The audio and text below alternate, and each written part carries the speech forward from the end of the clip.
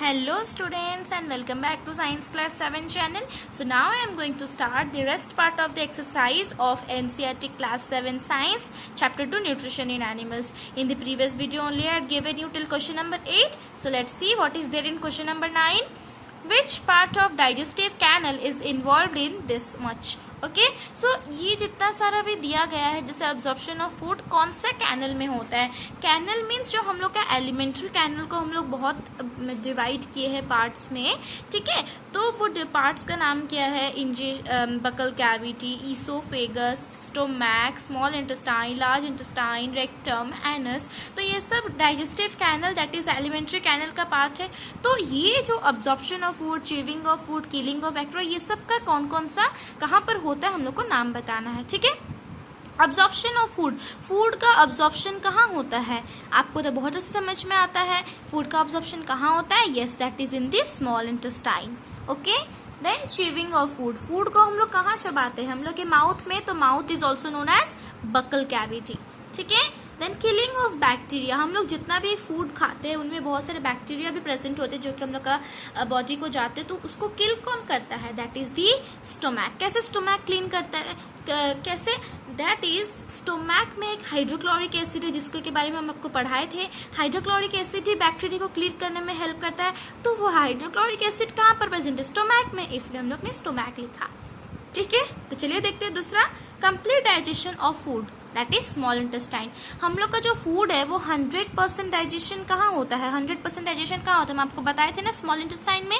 तो complete digestion of food is done in small intestine. ठीक है, फॉर्मेशन ऑफ फेशियस, जितना भी अनडाइजेस्टेड मटेरियल्स है वो सब कहाँ पर फॉर्म होता है? That is in the large intestine. ये सब हम आपको एक्सप्लेन के समय में बहुत अच्छे से हम आपको लर्न करवा दिए थे ताकि आपको लर्न हो जाए, कहीं पर भी डाउट ना हो. So here we completed question number 9. Let's come to the question number 10. Yes, here is question number 10. Write one similarity and one difference between the nutrition in amoeba and human beings.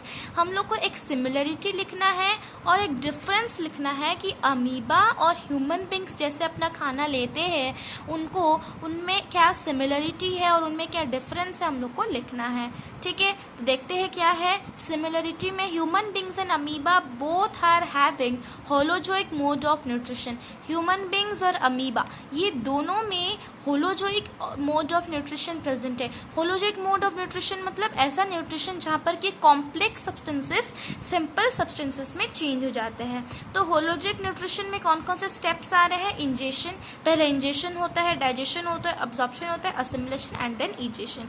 तो ये जितने सारे steps है ये सब human beings और amoeba में same है. कैसे? हम जब आपको ह्यूमन डाइजेस्टिव सिस्टम के बारे में पढ़ा रहे थे तो हम आपको बताए थे पहले इंजेशन होता है, फिर डाइजेशन होता है, फिर अब्जॉर्प्शन, फिर असिमिलेशन, देन इजेशन.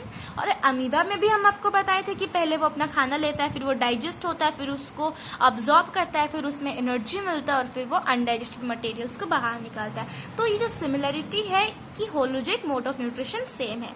ठीक है, डिफरेंस देखते हैं. Human beings is multi cellular and they have separate organ for holozoic nutrition. जो ह्यूमन बींग्स है उनका बॉडी मल्टी सेल्यूलर है, बहुत सारे सेल से उनका बॉडी बना है ह्यूमन बींग्स में.